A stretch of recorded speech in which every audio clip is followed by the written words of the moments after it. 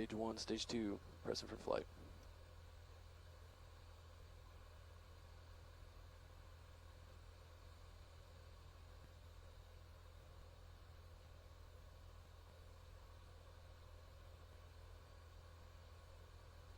T-minus 30 seconds. Ground healing closeout complete.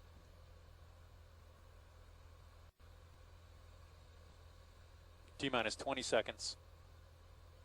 Falcon 9 is configured for flight. 15. T-minus 10, 9, 8, 7, 6, 5, 4, 3, 2, 1. Lift off of the Falcon 9.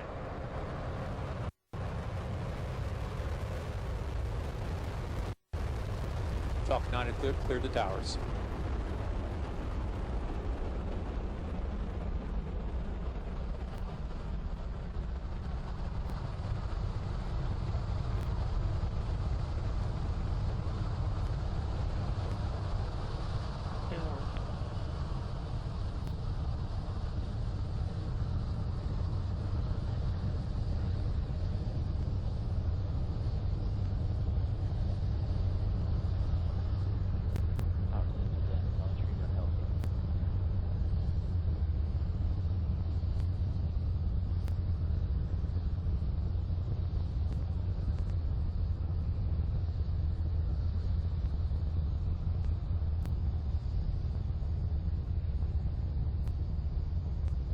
Looking at the Falcon 9 powering its way through the low atmosphere as it heads into the parking low Earth orbit.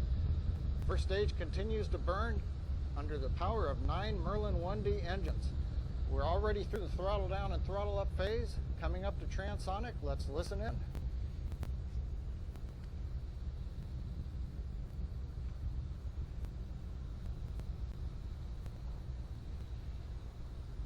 Currently, Falcon 9 has gone through the supersonic speed transition, what we call going transonic. This is also the period of maximum dynamic pressure on the Falcon 9, where the loads on the vehicle, a combination of the density, the atmosphere at the lower altitudes, and the speed of the rocket, create the greatest loads on the Falcon 9.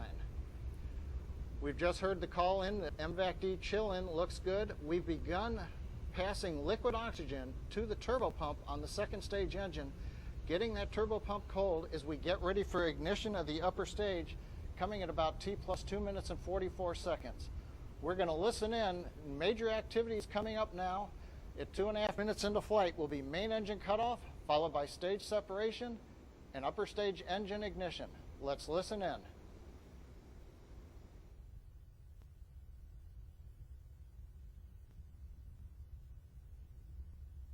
This is the OSM.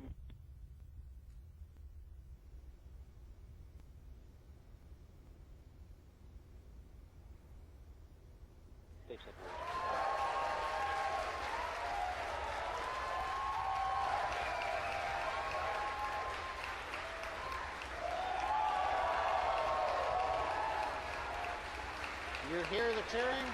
The upper stage engine is lit, completing the sequence of shutdown of the first stage, separation from the first stage, ignition of the upper stage engine as we continue on into the low Earth orbit. That'll be the first of 2 orbits we're headed for tonight. The first, somewhat circular low Earth orbit. Then, after a coast period, we'll go into what is essentially a large egg-shaped orbit, the Geostationary Transfer Orbit, which will take the Falcon 9 with the JCSAT-16 spacecraft to an altitude of about 36,000 kilometers. You can see the upper stage nozzle. Here comes fairing separation. Fairing separation for.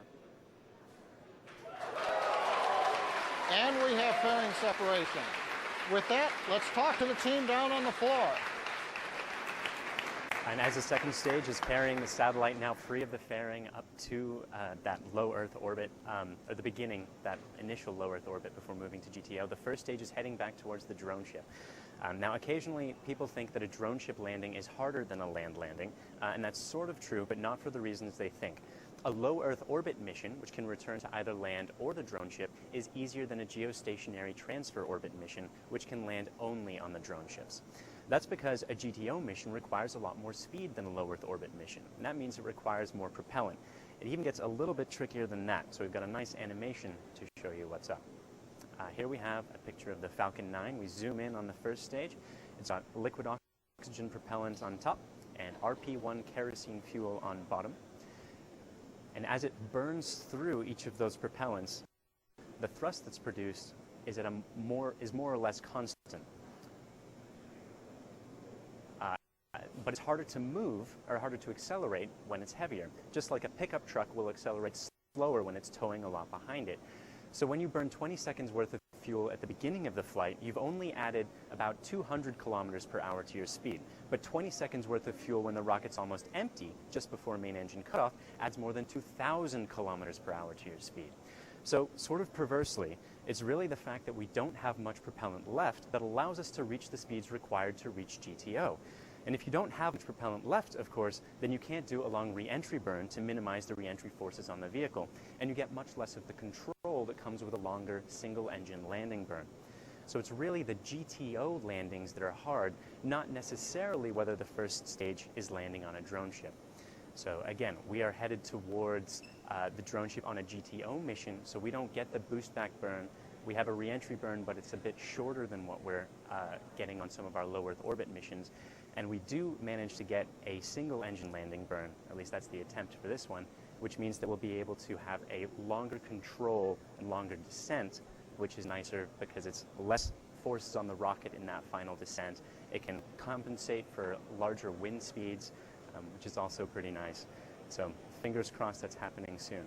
Now, if you're interested in the math behind what's going on there in terms of the fuel and the speed, you can look up the Tsiolkovsky rocket equation, which explains a lot about how those two are related. We're at T plus 6 minutes and 20 seconds. Things continue to go well for Falcon 9 carrying JCSAT-16 spacecraft into the low Earth orbit parking orbit. Looking at the upper stage engine, we've just heard the call out. Stage 1 entry burn has begun.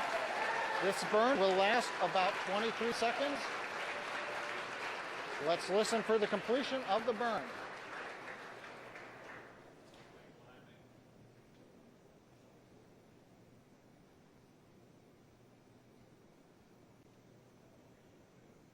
Stage 1 entry shutdown. And we've had shutdown of the first stage engine. That burn of 3 Merlin 1D restartable engines begins to slow down the first stage so that we can land on the drone ship out in the Atlantic Ocean. Meanwhile, the second stage continues to power and orbit. We're heading due east for that initial parking orbit. You can see the Merlin vacuum engine nozzle glowing white-red on the screen. That's normal. That's what we expect to see. Trajectory looks good. Power looks good. We're on course. Everything continues to go well at T plus 7.5 minutes. So let's turn it over to the team on the floor as we get ready for the landing burn of the first stage.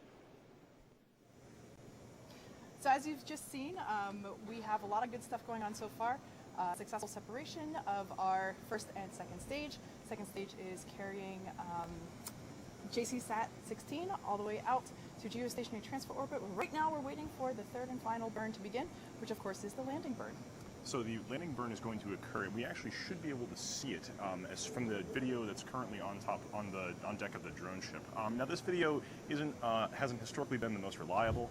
We hope to bring you as high quality video as possible, but there's no Wi-Fi out in the middle of the Atlantic Ocean. We are relying on a satellite link that is susceptible to the vibrations of the landing burn itself. So when the rocket descends onto the drone ship, it starts to shake, and the satellite that's pointing up to communicate, or the satellite dish that's pointing up, we're just getting word that the landing burn's beginning. Focus your attention and we'll see if we can see it.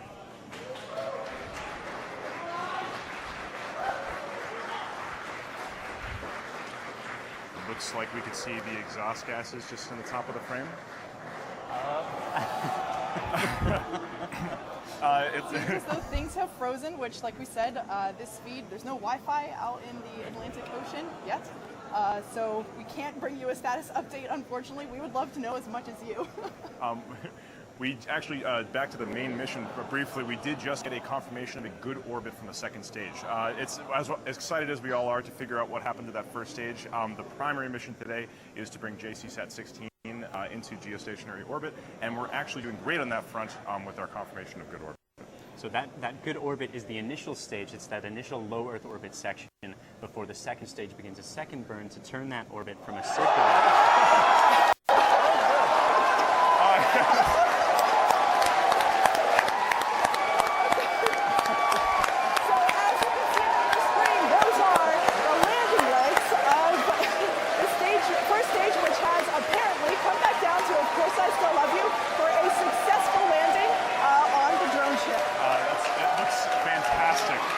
That looks right, X marks the spot right in the center of the drone ship.